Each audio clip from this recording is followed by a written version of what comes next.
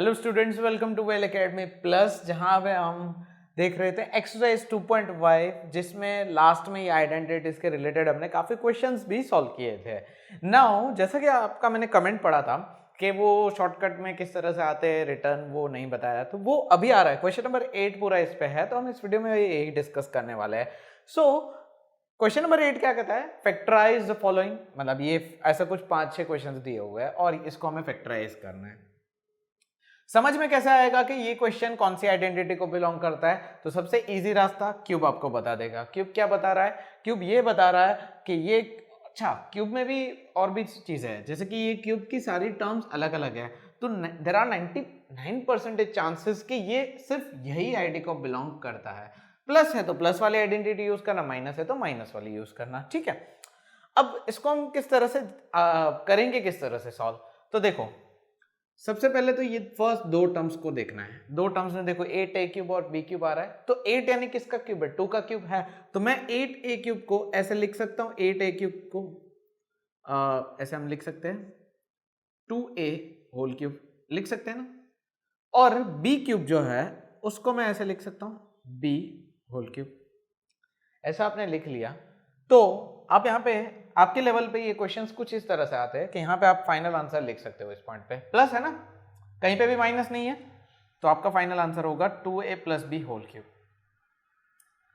अब आप बोलोगे कि आंसर कैसे आया?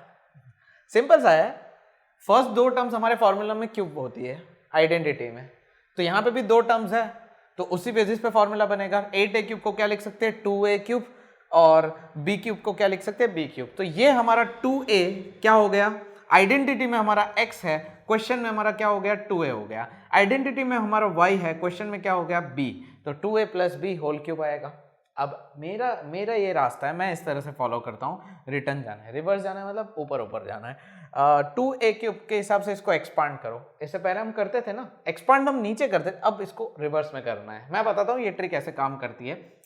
2a whole cube plus b cube plus 3 into 2a into b into 2a plus b। ठीक है, हमने यहाँ पे आइडेंटिटी के हिसाब से इसको एक्सपांड कर दिया रिवर्स जाके। अब ये स्टेप पे आपको क्या मिलेगा? 8a cube plus b cube plus 3 2 जा 6, 6ab into 2a plus b। यहां तक ही करना है, क्योंकि इसके ऊपर के स्टेप को अगर आप देखते हो तो 6 इंटू 2 क्या होता है? 12, a इंटू ए स्क्वायर और b, ये आ गया, ये टर्म मल्टीप्लाई हो गया, तो इसके बाद ये स्टेप आ रहा है, कनेक्ट हो गया आपका स्टेप। फिर 6ab मल्टीप्लाई होगा तो 6a into as it is b into b square, तो ये देखो कनेक्ट हो गया। बाकी चीजें तो सेम है आपकी। इस तरह से आपका सम सॉल्व हो गया। फैक्टराइज करना था ना, फाइनल आंसर ये आ गया।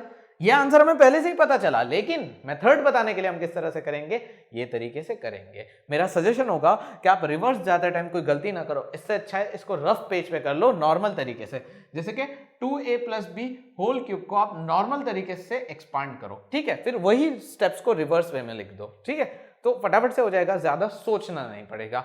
क्यों नहीं सोचना पड़ेगा? काफी स्टूडेंट्स बोलेंगे कि तो तुक्केबाजी बता रहे हो। देखो, तुक्केबाजी नहीं बता रहा हूं, आपका टाइम वेस्ट ना हो वैसा तरीका बता रहा हूं। रीजन मैं आपको अभी नहीं एक्सप्लेन कर पाऊंगा, और सम सॉल्व करते हैं तब आपको खुद ब खुद समझ में आ जाएगा कि मैं क्या कहने की कोशिश कर रहा था, ठीक है। तो चलिए नेक्स्ट क्वेश्चन सॉल्व करते हैं। अब यहां पे कुछ क्वेश्चंस आपको होमवर्क में देना चाहूंगा, जो मैं समझता हूं आप लोगों से सॉल्व हो जाएंगे।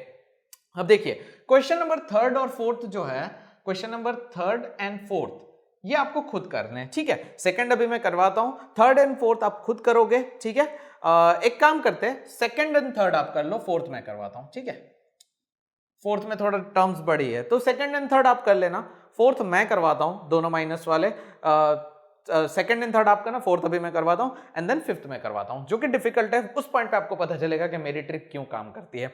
चलिए अभी आगे बढ़ते हैं। I have a live session, मेरा भी लाइव सेशन है, 4 बजेगा। आज की वीडियो आज आपको मिल जाएगी। सो अब आगे बढ़ते हैं नेक्स्ट क्वेश्चन। नाउ ये क्वेश्चन दिया हुआ है, माइनस आ रहा है, डेफिनेटली ये माइनस वाली आइडेंटिटी है। कहीं पे एक जगह पे प्लस आ रहा है ना, लेकिन बाकी सब तो माइनस है ना, डेफिनेटली ये माइनस वाली आइडेंटिटी, ये फिक्स कर लो। और दूसरा, सबसे पहले ये दोनों को हम देखेंगे, तो 64a क्यूब को आप क्या लिख सकते हो? 64 किसका है? परफेक्ट क्यूब 4 का है, 4 4 जा 64, सॉरी 4 4 जा 16, 16 4 जा 64, तो 4a होल क्यूब उसके बाद नेक्स्ट 27 जो है 27b क्यूब, ये क्या है 27 3 का है तो 3b होल क्यूब। तो यहां पे आप देख सकते हो 4a का होल क्यूब और 3b का होल क्यूब। तो जहां पे आइडेंटिटी में हमारे पास x है, क्वेश्चन में क्या है 4a है, आइडेंटिटी में y है, क्वेश्चन में 3b है। तो उस हिसाब से कुछ स्टेप्स करने के बाद आपका आंसर क्या होगा पता है 4a minus 3b whole cube. क्योंकि माइनस की साइन है तो हम माइनस यूज करेंगे। अब हम रिवर्स फॉलो करते हैं, रिवर्स फॉर्मूला के हिसाब से जाते हैं।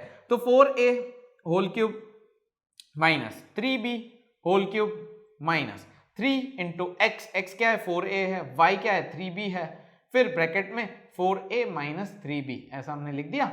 अब आगे बढ़ते हैं तो 4a मतलब 64a क्यूब हो गया माइनस 27b क्यूब हो गया माइनस 3 4 जा 12, 12 3 जा 36ab एंड उसके बाद अंदर रहेगा 4a माइनस 3b।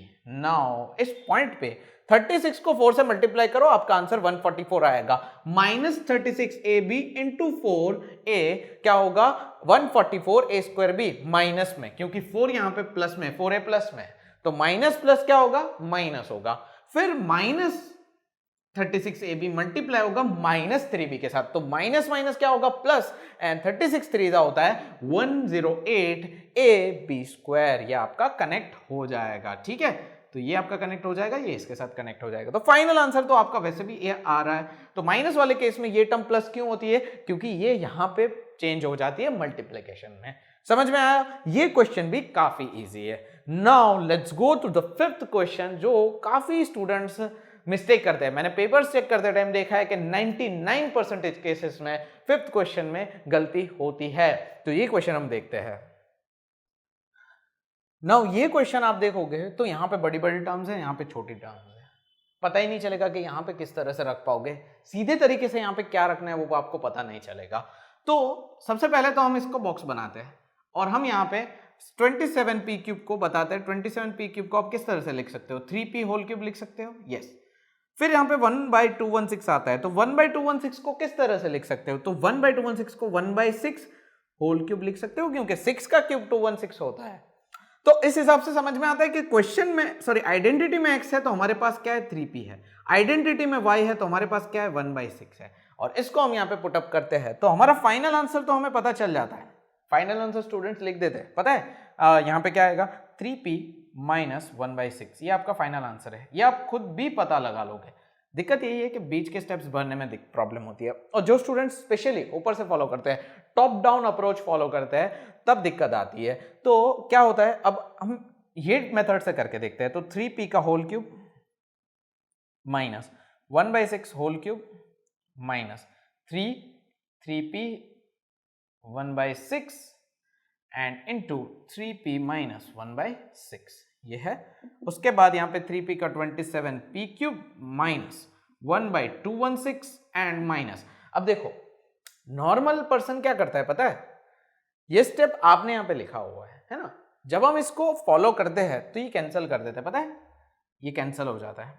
आपको शायद पता होगा हम क्या करते हैं, जब आप इसको सॉल्व करना शुरू करोगे ना रफ पेज पे 3p माइनस 1/6 होल क्यूब, इसको आप सॉल्व करना स्टार्ट करोगे ना, तो क्या होगा पता है, आप ये पॉइंट पे आके कैंसिल आउट कर दोगे। कैंसिल आउट कर दोगे तो पता नहीं चलेगा कि कहाँ गया, मतलब 3 2 कहाँ चला गया, पता ही नहीं चल रहा है। तो ये कहाँ गया ये नहीं पता चला, लेकिन इस स्टेप पे आप आइडेंटिफाई कर रहे हो कि ये कैंसिल हो जाता होगा। जैसे कि मुझे 3 और 6 ऐसे दिखे तो मैं 3 1 3 2 कैंसिल करूंगा ना, ऑब्वियस बात है करूंगा। तो मैं क्या लिखूंगा यहाँ पे 3 तो कैंसिल हो गया, तो 3p हमारे पास बचा, और यहाँ पे 1/2 बचेगा, क्योंकि 3 1 3 2 कैंसिल हो जाएगा, और अंदर ब्रैकेट में तो 3p माइनस 1/6 है, ठीक है। अब इस पॉइंट पे एक स्टेप हमारा ऐड होगा, उसका रीजन ये क्वेश्चन ही कुछ ऐसा है, सो इसको मैं थोड़े छोटे से हैंडराइटिंग में लिखूंगा। तो ये 27p क्यूब 1/216 ये सेम है। अब आप इसको ऑब्जर्व करो, ये क्या हो जाएगा 3p इंटू 1/2 क्या होगा 3p/2 होगा ना, 3p/2। अब आप बोलोगे मल्टीप्लाई करने पे क्या आ रहा है, 3 3 जा 9p/2 होल स्क्वायर आ रहा है। चलो ये तो हमारा आ गया 9p/2 होल स्क्वायर आ रहा है, 9p/2 हाँ 9, अच्छा 9/2 p स्क्वायर आ रहा है, ठीक है। ये तो आपका आ रहा है माइनस में जब आप इसके साथ मल्टीप्लाई करते हो, बट आप 3p/2 को -1/6 के साथ मल्टीप्लाई करते हो तो प्लस होता है, लेकिन क्या आता है 3p/2 × 6, है ना, ऐसे होता है। तो इस हिसाब से अगर हम देखें तो 3 1 जा 3 2 जा, ऐसे हम कैंसिल करते हैं तो p/4 आपका ये आंसर आ रहा है। समझ पा रहे हो मैं क्या कहने की कोशिश कर रहा हूं? यहां पे भी एक बार कैंसिलेशन परफॉर्म हुआ, यहां पे भी कैंसिलेशन परफॉर्म हुआ, जिसकी वजह से आप कभी भी इस टाइप के सम को, जब जहां तक आप एक्सपर्ट नहीं होते हो, इस टाइप के सम को नॉर्मल तरीके से टॉप डाउन अप्रोच में सॉल्व नहीं कर पाओगे। आपको यह आंसर लाने के लिए reverse bottom up approach follow करनी ही पड़ेगी। मैंने जो आपको सिखाया यही मेथड से आपको करना रहेगा तो आपका आंसर आ जाएगा। इसमें आपका एक स्टेप बीच में एक ज्यादा ऐड हो जाएगा, कोई दिक्कत नहीं, कोई परेशानी नहीं है, बट आप अच्छे से देखो, समझ पा रहे हो? देखो पूरा प्रॉपर फॉर्मेट में सम आपका सॉल्व हुआ। 3p - 1/6 होल क्यूब, ये आपका फाइनल आंसर आया। देखा, मैंने कहा था ना मैं आपको बहुत ही बेस्ट ट्रिक सिखाऊंगा इस टाइप के सम को सॉल्व करने की, और आपको समझ में आसानी से आ जाएगा, इतना हार्ड लगेगा ही नहीं। लेकिन आप अगर नॉर्मल तरीके से करने जाओगे ना तो बहुत हार्ड लगेगा ये सम। ठीक है, तो आई होप आपको समझ में आ गया। इसी के साथ हमारा क्वेश्चन नंबर 8 कंप्लीट हुआ। नेक्स्ट वीडियो में क्वेश्चन नंबर 9 देखेंगे। तो तब तक के लिए गुड बाय, टेक केयर। और हाँ भाई, पसंद आया है तो जल्दी से सब्सक्राइब करके अपने दोस्तों को शेयर कर लो, अपनी क्लास वालों को शेयर करो, ताकि उनको भी पता चले कि यहाँ पे वीडियोस आ रहे हैं। और कमेंट करके जरूर से बताना आपको वीडियो कैसी लगी। So goodbye and take care.